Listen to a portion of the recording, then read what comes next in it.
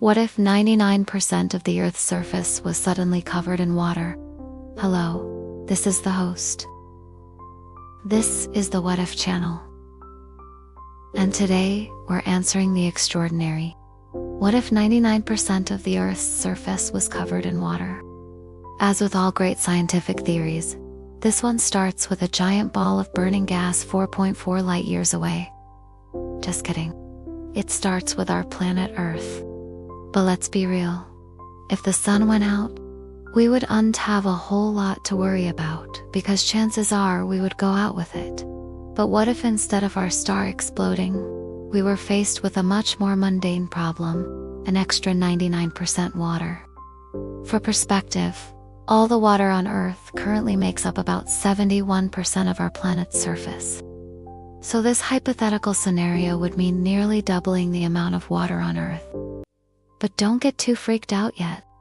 In reality, such an increase in water isn't really possible without some serious space-altering shenanigans. We can't just add more water to the planet. However, if somehow we were able to take the existing water cycle and turn it way up, we could see our oceans rise by roughly 300 feet. Still not exactly double, but enough to get us started.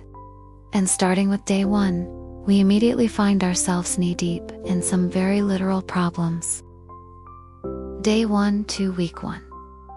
When the water levels rise 300 feet, many coastal cities will become inundated. Without warning, New York, Los Angeles, Shanghai, Sydney, and London will be among the first cities to experience significant flooding, even if governments around the world somehow manage to warn their citizens in time to evacuate. The sheer number of people living in coastal regions means that most will not make it out before the water rises. Of course, this massive global catastrophe won't only wipe out major population centers, but also entire industries. The global economy will be devastated by the loss of life, infrastructure, and resources. Most farms near sea level will be destroyed, leading to widespread famine. Within just a few weeks, most of humanity will be fighting over what little remains. Months pass and the seas continue to rise, swallowing entire island nations and pushing further inland. Floods become the norm, and many coastal communities are completely wiped out. Desalination plants and refineries that dot the coasts are now underwater, meaning that clean drinking water becomes even more scarce. Refugees flee inland, putting pressure on already limited resources. Governments collapse and martial law is declared in most of the remaining dry land. But what about the survivors? Even though most of humanity is gone, there are still people left on the planet. After several months of struggling to survive, small pockets of survivors begin to band together, each group trying to claim land for itself. Some groups will attempt to build floating settlements on the open ocean. Others will settle on newly formed islands created by the receding waterline. Unfortunately, these new islands may not stay dry for long. Scientists estimate that it would take between 50,000 and 100,000 years for the Earth's crust to stabilize after such a drastic rise in water levels. In other words, for quite a while, survivors will have to deal with earthquakes, tsunamis, and volcanic activity as the planet adjusts to its new normal. In the meantime, life finds a way. Over the next few decades, new species evolve to take advantage of the flooded landscape. Amphibious mammals begin to thrive, while birds with webbed feet rule the skies. Fish develop the ability to breathe air and live on land, slowly taking over dry land. Meanwhile, plants that have adapted to salty water become the dominant species on the planet. Lush rainforests grow on floating patches of dry land, becoming the new Earth's version of the Amazon. But something else is happening as well. Pockets of humans who settled on the newly formed islands slowly begin to rebuild society. With no major cities or established infrastructure, they are forced to start from scratch. Crops are planted, new homes are built, and trade routes are established between different settlements. But as more and more humans arrive on these islands, competition for resources grows. Conflicts arise and eventually full-scale wars break out. As humanity struggles to survive, once again, another species begins to thrive. Humankind's greatest creation, cockroaches. Sorry, I couldn't resist. It's scientifically proven that cockroaches can survive a nuclear blast, so it stands to reason that they would fare well in a watery apocalypse. Anyway, back to the future. Over the next few centuries, humanity learns to adapt to its new watery world. Floating cities are constructed and underwater habitats become commonplace. With the destruction of most existing technology, humans are forced to develop new technologies suited to their watery environment. Sustainable energy sources are developed and fusion reactors power many underwater cities.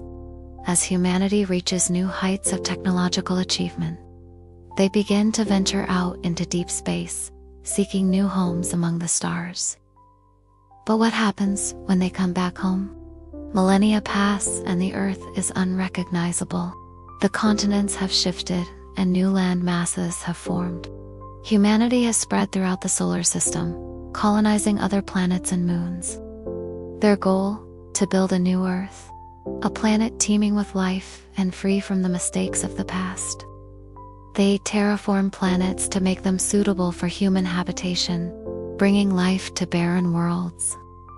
Yet despite all this progress, humanity never forgets the mistakes of the past. Each new colony is designed with sustainability in mind. Vast networks of aqueducts bring fresh water to every settlement. Hydroelectric dams harness the power of flowing water to generate electricity, and careful planning prevents any city from being built too close to the water's edge.